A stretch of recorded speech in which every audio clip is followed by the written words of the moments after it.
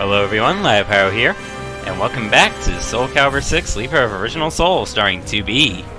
In the last episode, we made it to Kashgar and met Bolta the Smith, and rescued the Azwel organization, well, Dion and Natalie, I should be more specific, from a would-be untimely fate. And now, we're going to investigate rumors and riddles of a trade route.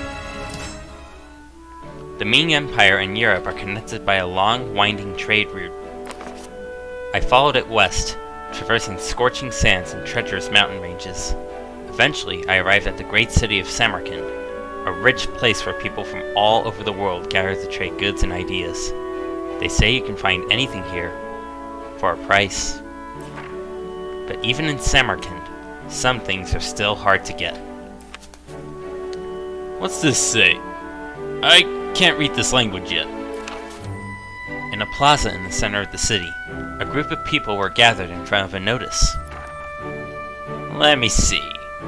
A handsome reward to those who present to me the item that embodies these words. The queen sits in a glimmering chamber, locked tight within the sturdy walls of her castle. She holds an orb most precious. I like the sound of a handsome reward, but what's the rest supposed to mean? Dunno. I know who's behind this, though. That Western Lord. You know, the one who's always doting on his daughter. Oh yeah, I heard one time he offered food and medicine all the way from Ming. Maybe he wants to get something from there again. I listened to the crowd chatter while mulling over solutions to the riddle. Eventually, I hit upon the idea that this precious orb could be a pearl, and the castle would be the shell that protects it. A Korean weapons merchant I once met had told me about a rare food that Korea and Japan exported to the Ming Empire: dried abalone. Abalone shells are extremely tough, but inside, they shine like a rainbow. Dried abalone is supposed to be quite the luxury item, but I doubt cost was an issue to this lord. I should probably go see him if I ever find some. So if we ever find dried abalone, we'll go ahead and collect it. But for now, let's investigate some rumors. Samarkand, a city bustling with travelers and merchants. Here, Dion and Natalie left us to meet with an informant who claimed to have information on the astral fissures. Let's head towards the lake. As I relaxed in the cool shade of a tree, I overheard a couple of men conversing nearby. You heard of the qualifiers? Nah, can't say I have. What are they? My wife says it's the name of some group. Supposedly, their leader can heal any malady or injury. The rest of them practically worship the guy. Sounds like a good bunch to me. With the world as it is, we need people out there doing good deeds. After their conversation drew to a close, the two men left. Dion and Natalie would no doubt return soon, so I made my way to our rendezvous point.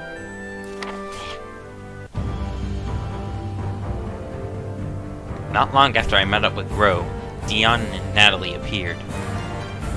We have discovered a new astral fissure located in New Bukhara. Understood. We should prepare to be. Are you okay? An unbearable pain lands through my head. I dropped to my knees, trying desperately to endure it. After a few moments, the agony faded. It has been a while since you absorbed the power of an astral fissure. Can you stand? I nodded, and slowly rose to my feet. Rest a while. Once preparations are complete, we head out.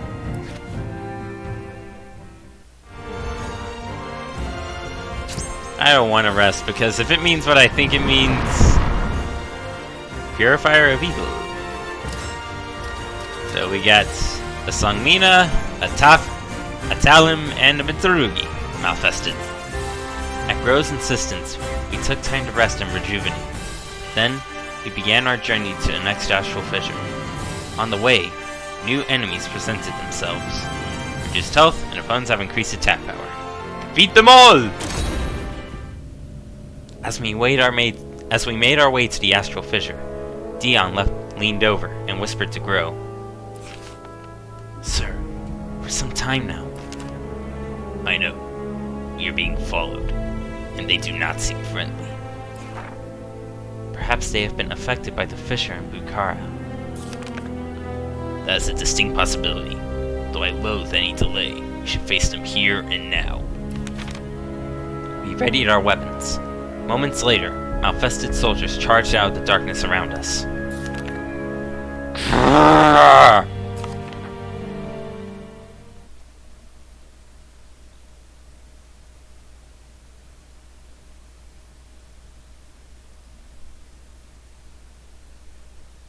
I am currently petting a cat.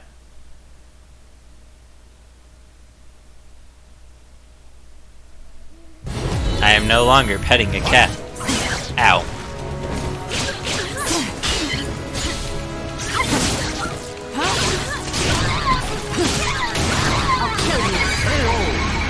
Okay, come here, cat.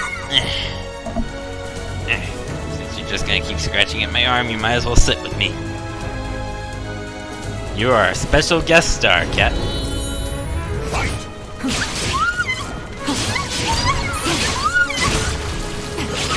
So, I must ask you all, do you like these new health bars?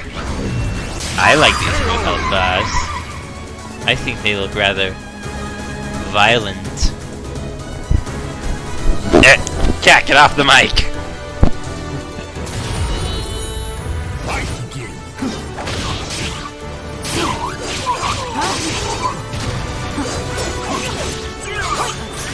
Surrender immediately.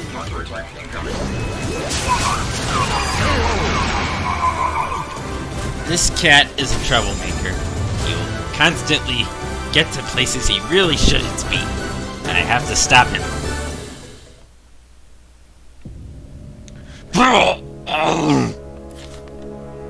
Hey, that one's still alive. Watch out! A malfested I thought defeated stood up and swung its sword at me. I tried to defend myself, but I stumbled as my head exploded in pain. Grow sped towards me, arriving just in time to deflect the malfested strike. However, the wild maneuver put him off balance, leaving him wide open. The malfested's next swing arced toward him. Sir! Before the malfested strike could land, the creature froze. A moment later, it crumpled quietly to the ground. A woman stood behind where the creature had been. You did this. Who are you? I see no need to tell you. The evil here has been purified, and so I take my leave. And with that, she disappeared into the darkness. Sir, are you okay? Yes. Who was that? She was no ordinary warrior. Indeed. For the briefest of moments, I sensed a strange power emanating from her weapon. We must ask our agents to investigate her. That was the demon-slaying ninja Taki. Although Libra of Soul, from what I've played so far in my previous playthroughs, never calls Taki by name, at least in the cutscenes. Yeah, but there is a terrible threat that's not Taki. Though the malfested were no longer a threat, my headache had gotten significantly worse. Finally, the astral fissure was in sight, but the berserker still stood in the way of closing it. Reduced health and opponent's attacks reduced guard gauge more. Gotta defeat him! There was still no sign of Azwel or his cronies. I believe we should refrain from closing the astral fissure just yet, and instead, use it to lure Azwel out. I would agree. However, the intense pain in my head was making it hard to stand. It took me a moment to realize Grow was looking at me. Our priority this time is to close the astral fissure. With our companion here in such a sorry state, our mission can be compromised. Step forward, Tui. astral fissure needs to be dealt with. Suddenly, with a great roar, a pair of berserkers emerged from within the astral fissure. Two of them! Sword.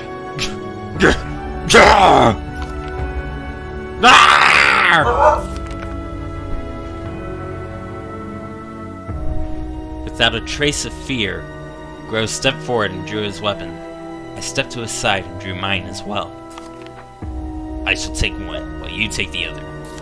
Stay strong!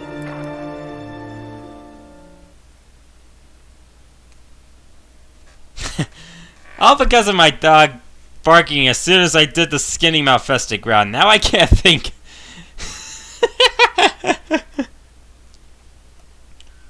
Now I can only think of that Malfested barking like a dog. All because of my dog. Ow.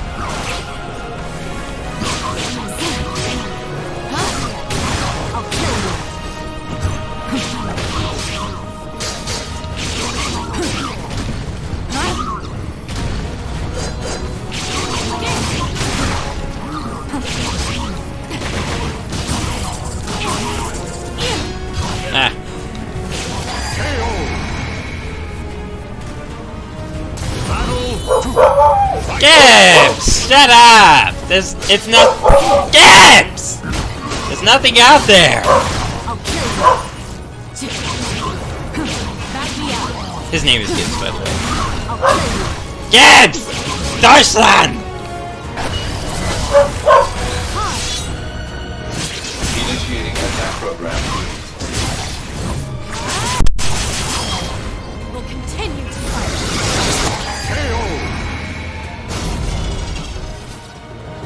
Until our day of reckoning comes.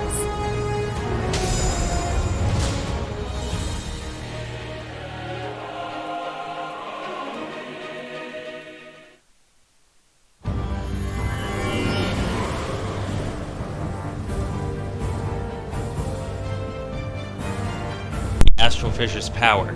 The pain in my head abated. Is this done? Are you feeling better?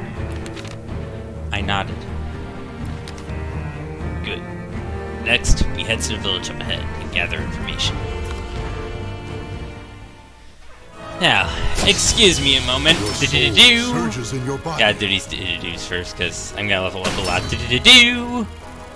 Well, probably only 2 times. Never mind, 3 times. Do-do-do-do! Or maybe 4 times? Ah, so close. Now, if you'll excuse me, I have a... Oh, you're progressed. So, if you'll excuse me, I got a dog to discipline. And by the time I've done disciplining him, I'll probably have a changed appearance. So, yeah. Be right back. Okay, I am back. Dog is now calm, cat is now calm, and Tubi's appearance is now changed.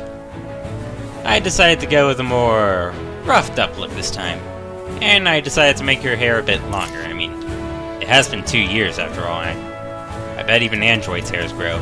Anyway. Excuse me. Now, on to continuing the story. Now, where were we? Oh yes, we're gonna be given a warning by someone. As I was taking a walk through the woods away from the campsite, a woman appeared. The same woman who had helped Grow and I before. Taki. I found myself unable to sleep that night, so I decided to take a walk.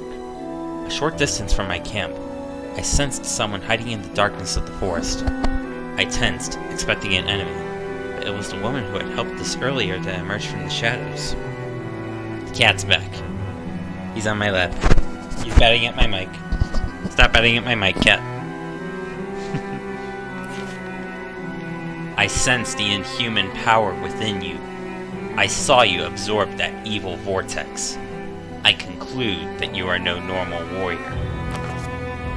She had witnessed me taking care of the astral fissure. I knew I needed to tread carefully here. I will not ask you to tell me of your power. Your blade will show me the truth of you. So we're gonna be fighting Taki. And we're gonna kick her butt with our new duds. And with a cat on my lap. Battle 1. Fight! Fight for good or evil.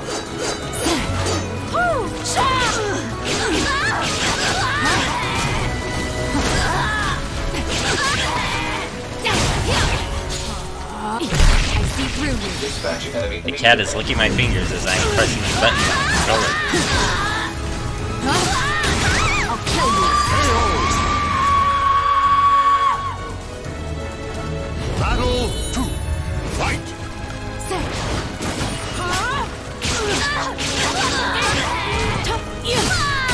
I'll kill you. I see through you. Dispatch enemy. Man, this ninja's easy.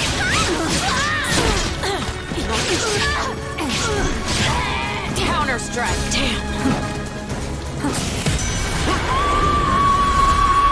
That's my counter You strike. leave me no choice. Fight! Go.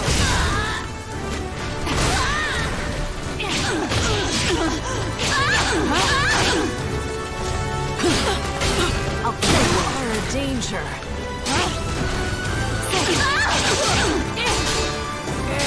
Ow.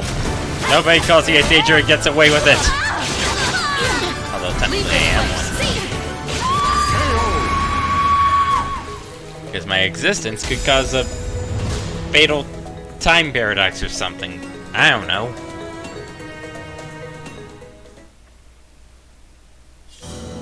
Interesting. Those who stain their hearts with darkness deserve only death. But I may have been rash in my judgment of you. Still, that doesn't mean you are safe. Listen well. The moment evil consumes you, you have become my prey. Do not forget that. She glanced at the forest behind her. And deliver this warning to the man hiding over there. His left arm is like a thundercloud ready to strike lightning. With that, she disappeared back into the darkness. Moments later, Bro stepped into view. Quite the pesky mosquito we have in our backs. What do you know about this woman? Judging from her garb and bearing, she is what is called a ninja from a country far to the east. She has appeared in my organization's files before. Fear not. Should the evil consume you, I shall kill you quicker than she. That's not exactly reassuring. Suddenly, I realized I hadn't thanked Gro for saving me from the Malfested earlier. I quickly did so. You need not thank me. I chose my actions. Time to head back. We rise early tomorrow. Get some sleep. So we got a do ninja on our tail. And we're already level 29. Oh, how far we've come in 11 episodes. And we got a message for Gro. Gro roughly kicked me awake one morning. Judging by the position of the sun, it was still quite early. What could have happened? I awoke the next morning to the sound of Gro's voice. Grab your weapon and follow me. Now. I hurriedly jumped up and followed Gro as he stalked off. This area should be fine. Draw your weapon. Startled by his sudden request, I asked him what he intended to do. Gro let out a sigh. I suppose I should explain. I have no intention of harming you. I only wish to test you. Given that we still suspect you to be an outsider, it is likely that one day I will be ordered to eliminate you. Several conditions must be met if you are ever to be cleared of that suspicion. As part of that, I am tasked with performing regular observations of you and the astral fissures. In other words, I will fight you now to gauge how strong you are, then report my findings to the organization. It should go without saying that in order for me to get an accurate reading, need to fight me at full power. The surrounding air suddenly grew tense. Bro was giving off the same power he had shown before. I began to doubt his commitment to not putting me in harm's way. I will go easy on you. Come at me!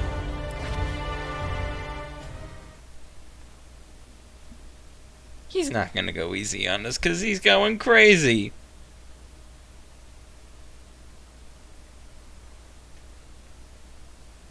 Well, I shouldn't exactly say crazy, just twisted. Battle 1. Fight! Take this! Ow. Why do I always fall for that? Why is he level 33? Logic virus? Negative. No virus. Red Eyes, a logic virus?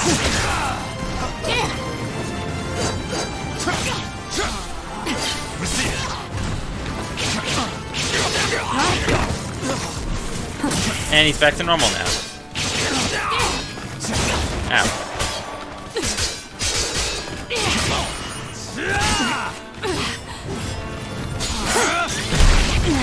Proposal. Initiate repair. I can't initiate repair at this point, Todd.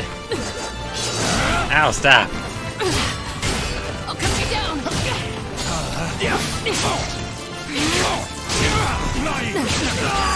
Ooh, that was close. I'm not done yet. Fight!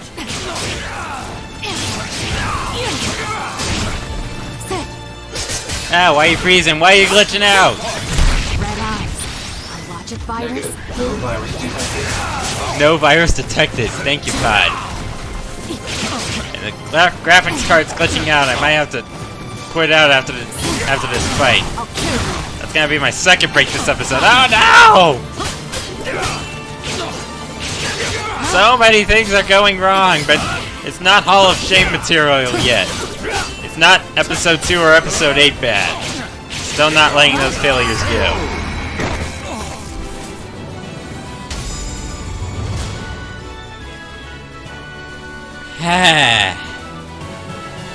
So once we finish this part, I'll have to back out and restart again. As Gro lowered his weapon, the intense air around him slowly settled. It seemed as though my test was over. I see. Your strength and reaction times have clearly improved since you absorbed the power of the astral fissure in Bukhara. So it seems astral fissures not only have the power to rid you of your headaches and stave off nightmares, but they can also increase your physical abilities as well. I watched Gro while he mulled things over, and thought of Dion and Natalie. I wondered where they were, and how troubled they would be if they happened to see Gro's strange power.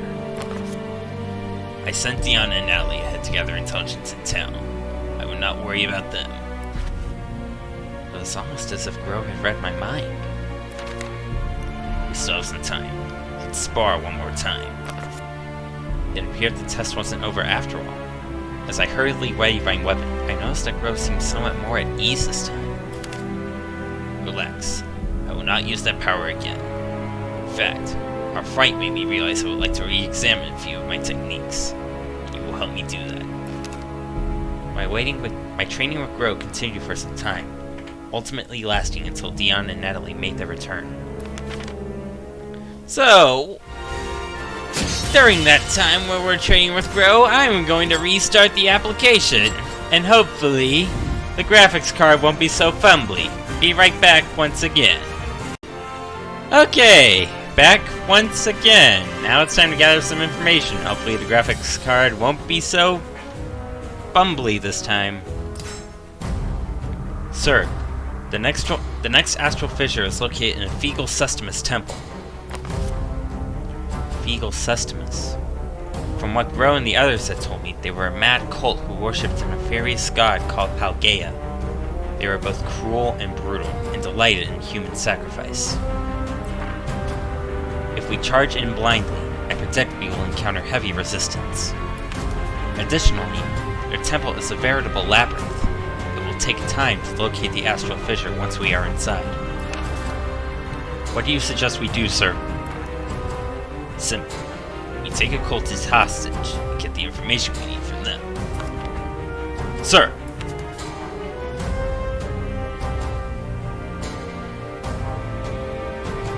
According to Dion and Natalie's information, there were 3 cultists nearby. The first was a high priest living in the village up ahead. The second was a swordsman who once worked for the cult as a mercenary. The third was a merchant who transported goods for the cult. The high priest was known to be a talented martial artist and had an elite bodyguard on hand. The swordsman was alone, but was a warrior of great repute. The merchant had scores of guards, but none were particularly noteworthy. Each would likely provide us with a different type of information.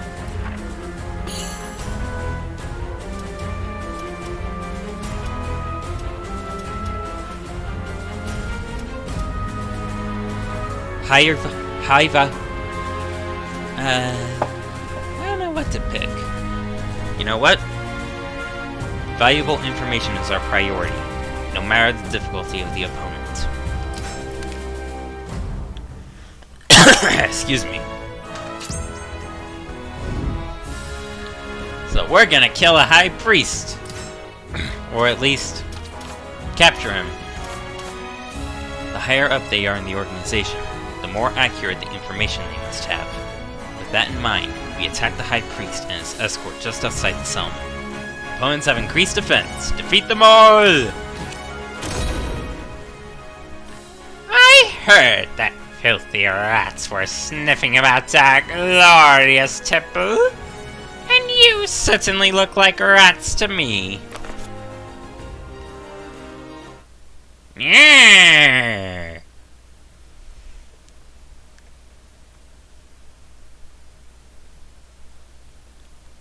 First Fegal Sestivis, then Eternia!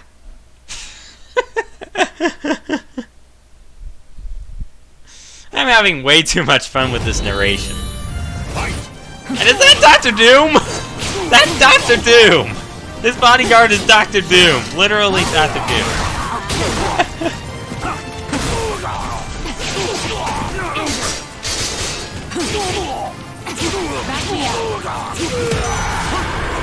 You suck, Dr. Doom.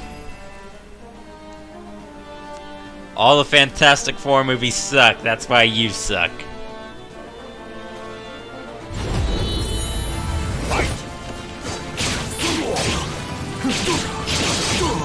Wow, there's a huge difference in voice between my narration and the actual voice he uses.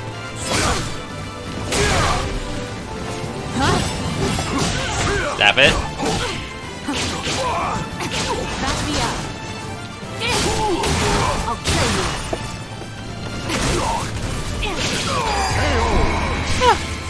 That was relatively easy. And now we have our information. And my foot's asleep. We are able to obtain a sketched map of the grounds, complete with guard positions and the exact location of the astral fissure. We could not have done it any better. We can use this information to formulate a plan. Sir!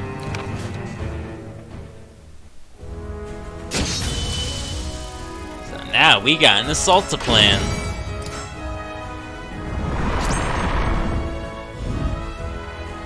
And it's time to storm the temple. Our efforts helped us ascertain the location of the astral fissure in the Fegal Sestimus temple. Our plan is complete. Dion and Natalie, slip in and cause commotion. We will infiltrate the premises while they are distracted. Sir, we hit them tomorrow. Do not expect an easy ride. Prepare well. Sir! It's no one, Gibbs! Gibbs!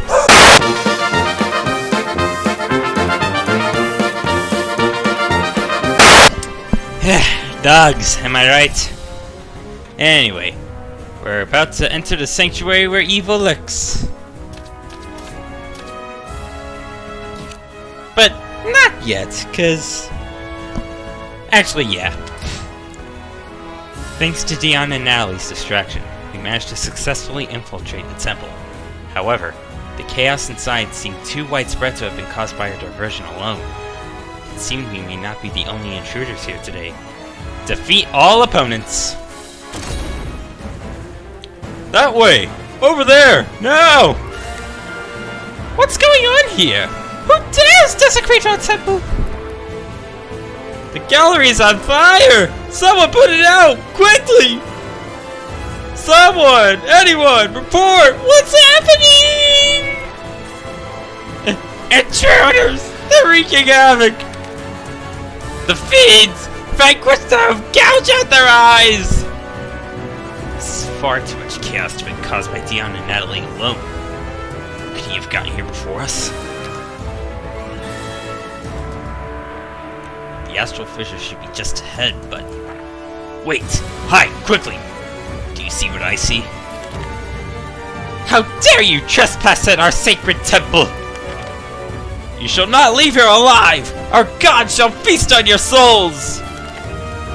Kill them! Kill them all!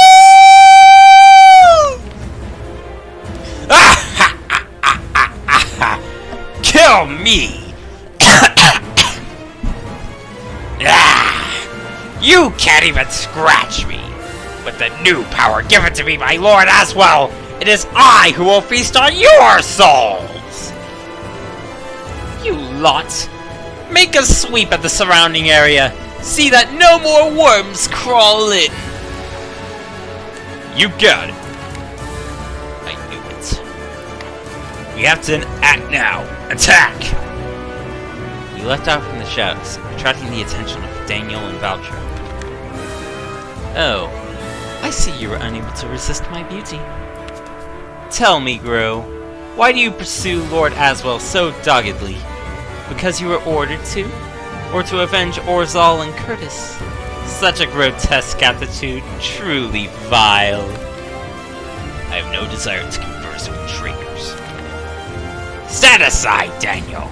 The cultists are dead! These pigs are next!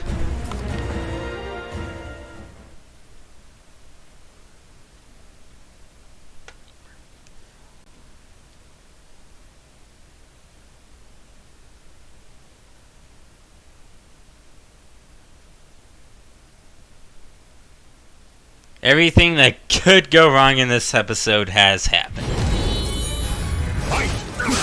Ow.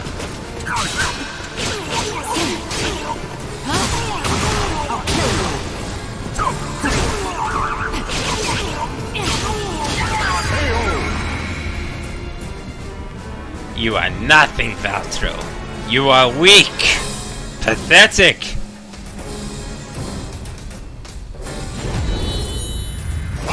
Laser. Bet you didn't see a laser coming, Daniel.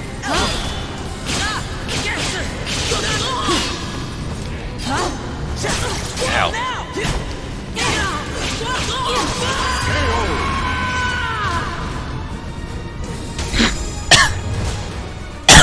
Excuse me again. That came out of nowhere. Such beauty! Such an unsurpassable allure! We cannot scorn this one, I think. Stand down, Valtro! I'm not done here yet! With the power Lord Azwel bestowed upon me, these maggots are dust! Remember the plan! Only the ugly know not when to restrain themselves! Shut your mouth!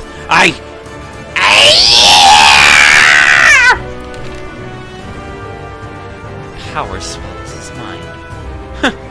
I'm left with no other choice. Daniel disappeared, leaving his companion behind. Valtro swung his weapons wildly around himself, his breathing ragged and his eyes filled with a mad bloodlust. There was no indication he was going to tire anytime soon. Leave this to me.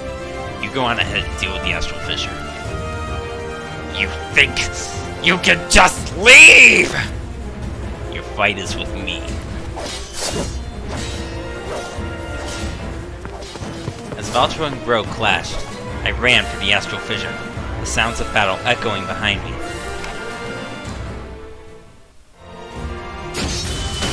We can't end this episode on a cliffhanger, so after this this will be the final battle of the episode. And we get to learn about the ultimate seed. By the time I arrived at the astral fissure, it had been destroyed. The man standing where it had been turned towards me and, with a flourish, gave a dramatic bow. It was Azwel. Opponent's health and attack power have been increased, but their health depletes over time. Defeat him! Salutations! It's been far too long. If you're after the astral fissure, I'm afraid you're too late. Bravo! Just as I planned. No, it's even more sublime. Magnifico! Fantastique! What a magnificent miscalculation! I just need a few more astral fissures worth of power. My spine is tingling with excitement at the... Azwel stopped suddenly, and a shield appeared in front of him, deflecting the surprise attack from the newest intruder in this temple. I see your power has grown significantly. Oh me, oh my. What a silly fool. How dare you interrupt me mid-monologue? If I hadn't attained the power from this astral fissure, I would have failed to detect your presence, and the curtain would have fallen too soon on my glorious performance. The resonance between the fragments of the cursed and spirit swords grows stronger. However, it is not yet strong enough to produce a sword. Such perceptiveness. You have a dangerous mind. The spear Azwel produced from thin air would have skewered Zasalamel's body had he not evaded it. Very good. You're right, you know. Bingo! Good job.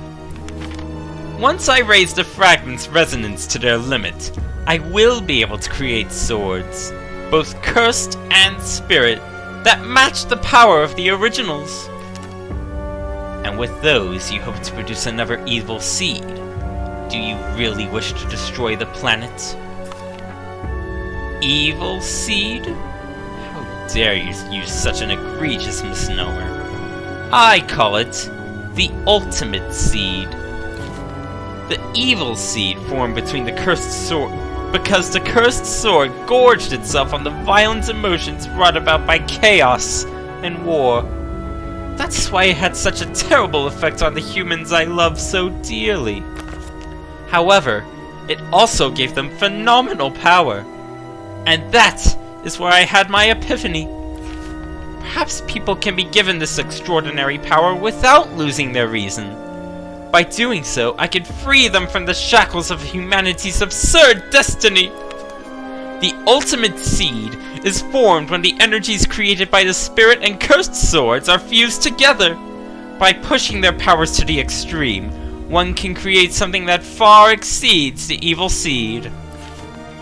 Once the ultimate seed covers the globe, the human race will evolve, allowing them to achieve eternal glory. Though it pains me that some will be unable to survive the seed's power, it will be for the greater good. Did you hear that, to me? If he succeeds in creating the ultimate seed, many will die, including those who you've met on your journey. Stop him from taking any more astral fissures. For what he has revealed today, I must busy myself with another task. Leaving so soon? But I was enjoying our little discussion. Azwel summoned another blade and hurled it at Zasalamel, who casually deflected it before striding away. Such a pity he has no time to play. Then again, I must be on my...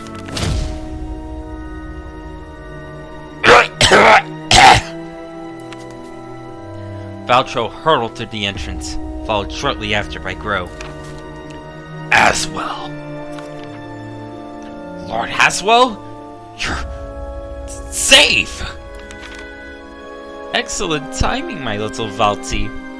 I have something to ask of you. Anything for you! If everything is going according to plan, Daniel and the others should have almost destroyed the temple's foundations by now. You keep these simple fools busy here. Naturally, I would love to do it myself, but I have things to do, places to be. But that means all... So you choose to rebel, even though I was benevolent enough to offer you one last chance. No! Not at all! Please ignore what I just said! You can trust me! Very well. In that case, I shall give you the gift of even greater power! Azwel placed his left hand on Valtro. The man shuddered violently, then let out a blood-curdling scream.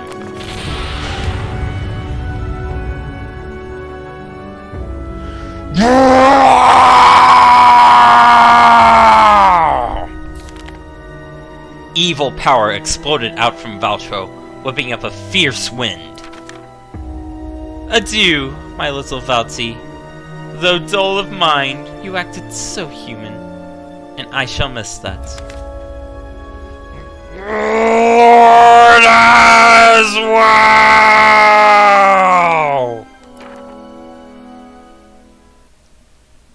So Valtro has officially gone completely insane.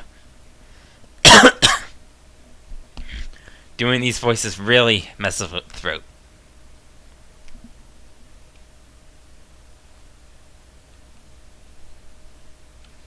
But we were too late to close the astral fissure. Azwel stole it before we could. And now we gotta kill the crazy Valtro.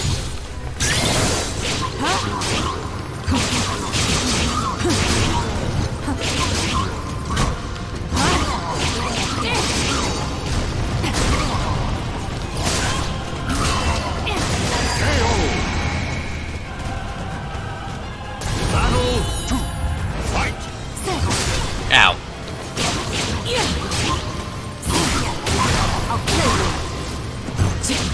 Even with those unfortunate happenings, this episode took a lot longer. No, because of those unfortunate happenings, this episode took a lot longer than I wanted, but still, I kind of ended on a cliffhanger. Besides, we got Valtro to kill, which we already did.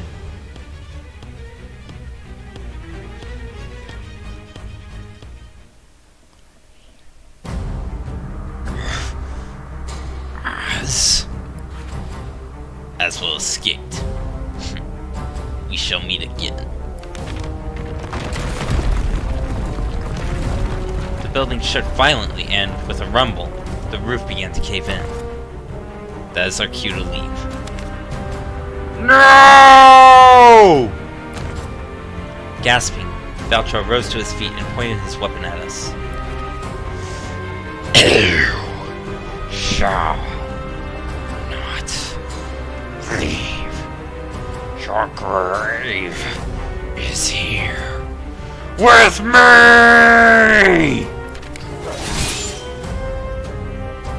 Valtro charged, but Rose struck him down.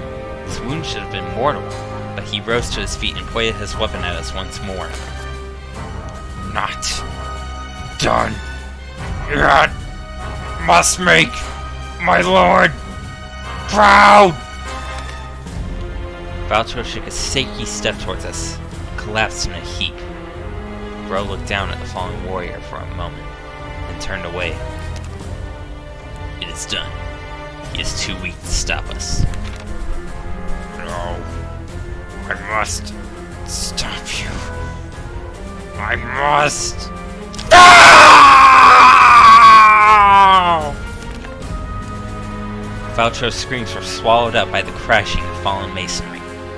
Ro and I made our escape, dodging between chunks of falling debris.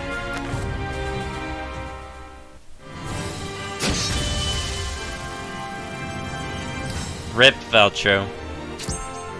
You loved Azwel so much, and yet you did not live to see his plans come to fruition. Anyway, I've spent more than enough time on this episode, and I'm probably gonna have to short it down, shrink it in post. Next episode, we're gonna investigate 2 astral fissures. Until then, I'll see you later.